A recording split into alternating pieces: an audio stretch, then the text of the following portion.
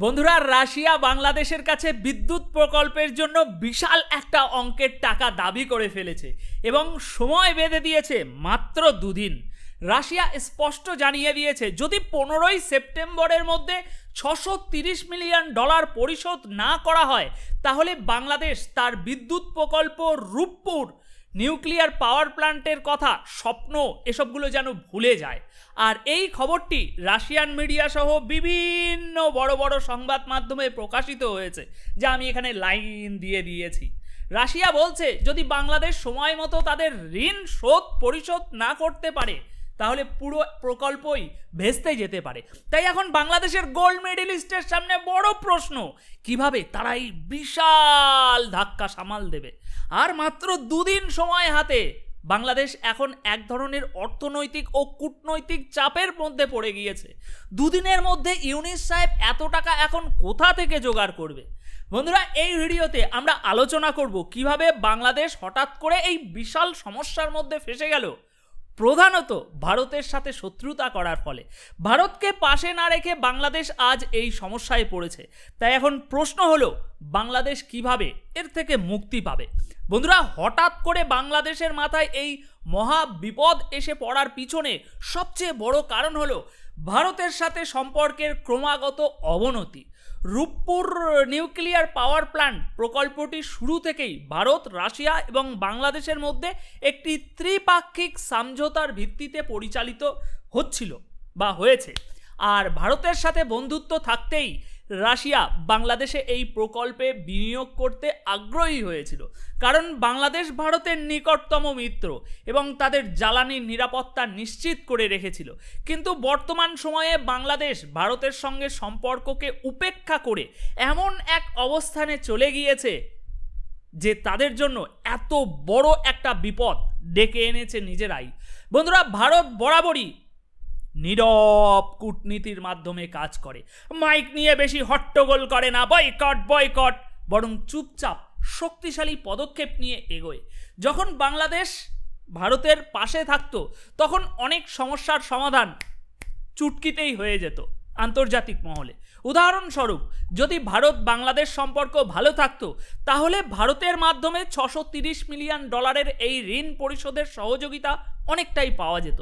এক্ষুনি 3 মাসের মধ্যে টাকা পরিশোধ করতে হবে, এরকম স্টেটমেন্ট কখনোই রাশিয়ার দিক থেকে আসতো না, কারণ $630 মিলিয়ন ভ্লাদিমির পুতিনের আন্ডারপ্যান্টের পকেটে সবসময় থাকে ভাইজান।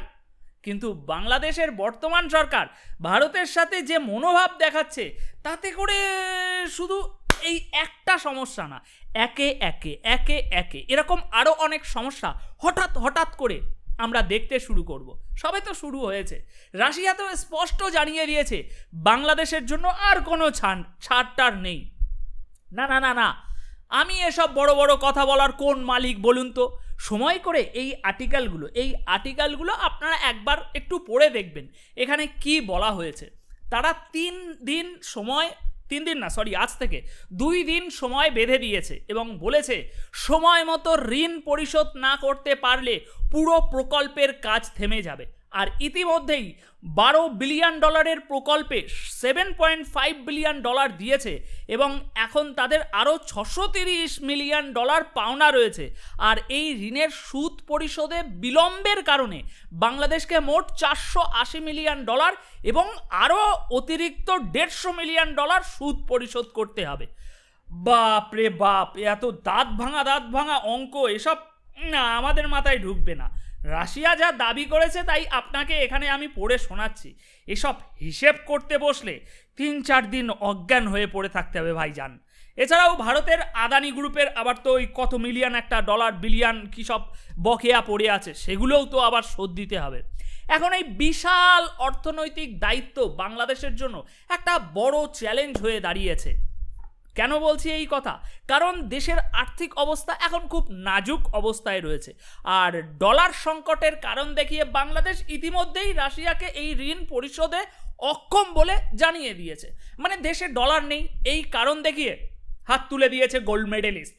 কিন্তু রাশিয়া বাংলাদেশকে একটি বিকল্প দিয়েছিল যে ডলার দরকার নেই ইউনূস সাহেব, আপনি চীনা ইউয়ান বা চীনা ব্যাংকে পেমেন্ট করুন, কিন্তু সেই পথেও বাংলাদেশ এগোতে পারেনি, কারণ কার্যত তাদের জন্য এমন কোনো অর্থনৈতিক অবস্থা এখনো তৈরি হয়নি যে তারা সহজেই এই এত পরিমাণ ঋণ পরিশোধ করতে পারবে। আর এই ভয়াবহ পরিস্থিতি শুধু বাংলাদেশের জন্য অর্থনৈতিক বিপদই নয়, বরং আন্তর্জাতিক অঙ্গনে তাদের অবস্থানও প্রশ্নবিদ্ধ করছে। রাশিয়ার মতো একটা শক্তিধর মিত্রর সাথে সম্পর্কের অবনতি হলে বাংলাদেশ আরও বড় সংকটে পড়তে চলেছে এবং তাদের জন্য আন্তর্জাতিকভাবে তেল এবং অন্যান্য প্রকল্পে যেসব সহযোগিতা পাওয়া যায় সেগুলো কঠিন হয়ে যাবে। নিয়ে আসা দিয়ে আসা এইসবগুলো রূপপুর নিউক্লিয়ার পাওয়ার প্ল্যান্ট প্রকল্পে কাজ বর্তমান এখন চলমান থাকলেও প্রকল্পের চারপাশে যে ট্রান্সমিশন লাইন তৈরি করার প্রয়োজন তা বাংলাদেশ এখনও তৈরি করে উঠতে পারেনি। পাওয়ার উৎপাদনের জন্য প্রয়োজনীয় অবকাঠামো তৈরি হলেও সেই বিদ্যুৎ কোথায় সরবরাহ করা হবে সেই প্রস্তুতি এখনও সম্পূর্ণ করা হয়নি, কারণ বুদ্ধিজীবীরা তো এখন বয়কট আর আন্দোলন খেলায় ব্যস্ত। যে এটা করছিল তাকে তো হাঁটিয়ে দেওয়া হয়েছে, সুতরাং পুরো ঠাপ পড়ে গেছে। দেশের এই সমস্ত কাজে নজর দেওয়ার তাদের সময় আছে নাকি? তারা বয়কট আর আন্দোলন করতেই ব্যস্ত।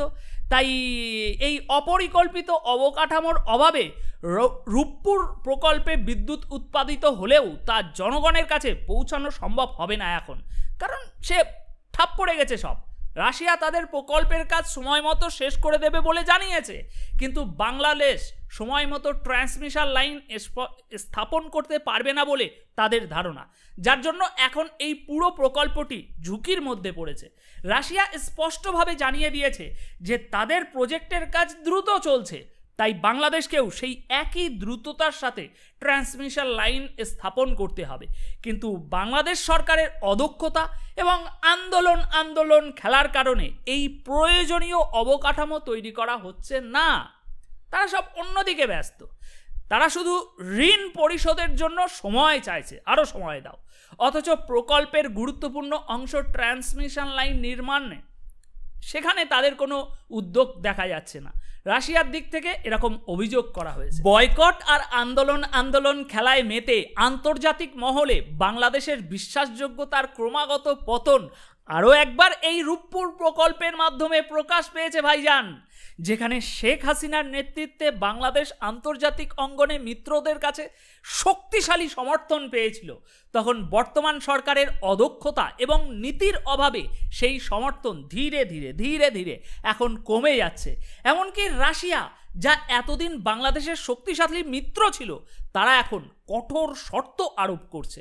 রাশিয়া আর আগের মতো নমনীয়তা দেখাতে চাইছে না, কারণ আন্তর্জাতিক পর্যায়ে বর্তমান সরকারের দুর্বল অবস্থানের কারণে বাংলাদেশের উপর থেকে মিত্রদের আস্থা ধীরে ধীরে আরও কমে যাচ্ছে। মোহাম্মদ ইউনূসের পশ্চিমা মিত্রদের সাথে তার ঘনিষ্ঠ সম্পর্ক ইউনূসের নেতৃত্বে অন্তর্বর্তী সরকার পশ্চিমা সংস্থাগুলির সাথে এমন একটি সম্পর্ক তৈরি করে রেখেছে যা রাশিয়ার সাথে বাংলাদেশের সম্পর্ককে আরও জটিল করে তুলছে।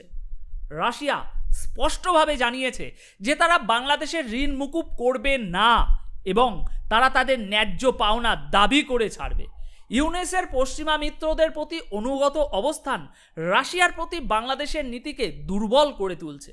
অনেকেই মনে করছেন রাশিয়ার মতো মিত্রদের থেকে সরে এসে বাংলাদেশ এখন পশ্চিমা সংস্থাগুলির প্রভাবের অধীনে পড়েছে, যা দেশের জন্য দীর্ঘমেয়াদে ক্ষতিকর হতে পারে। বিশ্লেষকদের মতে গোল্ড মেডেলিস্ট ক্ষমতায় আসার পর থেকে বাংলাদেশের আন্তর্জাতিক নীতি পশ্চিমা দেশগুলোর দিকে ঝুঁকেছে, যা রাশিয়ার মতো শক্তিশালী মিত্রের সাথে সম্পর্ক অতিরিক্ত তিক্ত করে তুলেছে। তাই এই প্রেক্ষাপটে প্রশ্ন ওঠে, মোহাম্মদ ইউনূস কি তার পশ্চিমা মিত্রদের স্বার্থ রক্ষা করছেন, নাকি দেশের জ্বালানি নিরাপত্তার কথা চিন্তা করছেন? তার নেতৃত্বে বাংলাদেশ রাশিয়ার সাথে সম্পর্কের এই অবস্থান ভবিষ্যতে আরও বড় সংকট তৈরি করতে পারে, বিশেষ করে রূপপুর প্রকল্পের মতো বড় আকারের প্রকল্পের ক্ষেত্রে। প্রিয় দর্শকবিন্দু, বাংলাদেশের বিদ্যুৎ সংকট ও রাশিয়ার সাথে ঋণ পরিশোধের এই কঠিন পরিস্থিতি সম্পর্কে আপনার মতামত কি? আপনি কি মনে করেন বর্তমান সরকার কি সঠিক পদক্ষেপ নিতে পারছে? ভারত ও রাশিয়ার সাথে সম্পর্ক উন্নত করা কি বাংলাদেশের এই সমস্যার সমাধান হতে পারে, নাকি সরকারের ভুল নীতি এই সংকটের মূল কারণ? আপনার মূল্যবান মতামত অবশ্যই আমাদের কমেন্ট বক্সে শেয়ার করুন। তাহলে আজকের মতো এখানেই শেষ করছি। খুব শীঘ্রই আবার দেখা হবে দেশের এরকমই চরম গরম খবরের কিছু ভিডিওতে। ধন্যবাদ সকলকে।